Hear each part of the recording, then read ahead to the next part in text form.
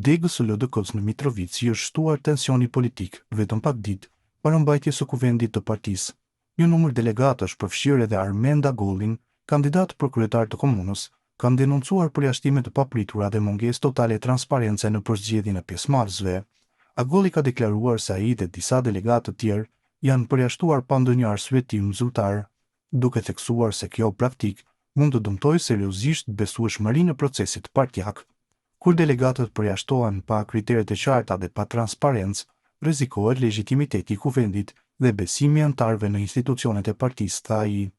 Delegati ka propozuar 3 kërkesa konkrete për t'i zgjidhur situatën: publikimin e listës së plotë të delegatëve dhe kritereve para zgjedhjes, dhënien e një arsyetimi me shkrim për largimin e delegatëve dhe trajtimin e barabartë për të gjithë pjesëmarrësit, pa ndikime politike apo presione të brendshme. Situata ka ndryshuar.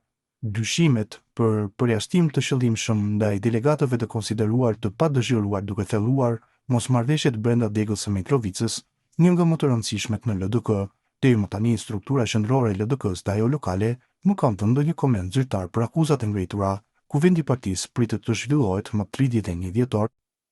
Personi i gjetur pa shenja jete një ditë më parë brenda veturës në Veternik të Prishtinës ishte kandidat për deputet në zgjedhjet e 28 dhjetorit 2025. Viktima është Hekuran Hoxha, pjesë e listës së Aleancës për Ardhmërinë e Kosovës. Për vdekjen e Hoxhës ka ngushëlluar edhe kryetarja e AK-s Ramush Haradinaj. Në vijim postimi i tij plot.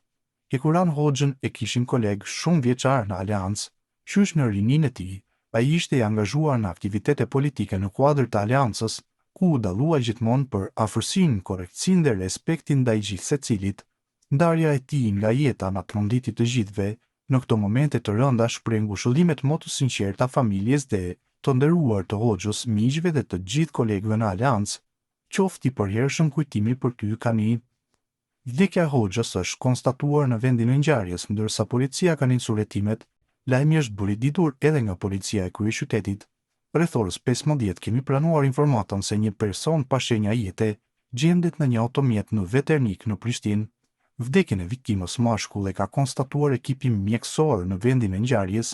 Policia në koordinim me prokurorin e shtetit ka nisur një hetim mbi vdekjen, si dhe po vazhdon me ndërmarrjen e të gjitha veprimeve hetimore dhe të ekzaminimit që do të ndihmonin hetimin e ngjarjes si dhe sqarimin e plotë të rrethanave të rastit, thuhet ndër të tjera në njoftimin e policisë.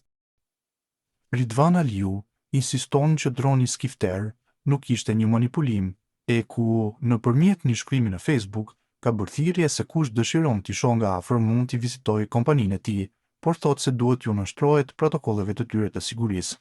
Ai në fund shkrua se skifteri do të fluturojë mbi shihet e Dardanis. Në vijim postimi i tij plot në rrjetet sociale. Siç po shihet qartë, propaganda mediatike ka propavi politike, unë nuk jam politikan. Çdo kush që dëshiron t'i shohë nga afër live K1, VTOL-in dhe FPV-n është i mirëpritur me kusht që të kalojë background check-un, sipas protokolleve tona të sigurisë. Nëse dikush mendon se mund të shuajë ëndrat, inovacionet dhe vizionin e studentëve dhe rinjison gabon rënd. Ky është vetëm fillimi. Rezultatet e 1600 dhe më shumë studentëve do të shihen shumë shpejt, anë mban Kosovës. Skifteri do të fluturojë mbi shihet e Dardanis, ka shkruar ai, ndërsa bashkëngjitur ka shpërndarë edhe një foto të dronit.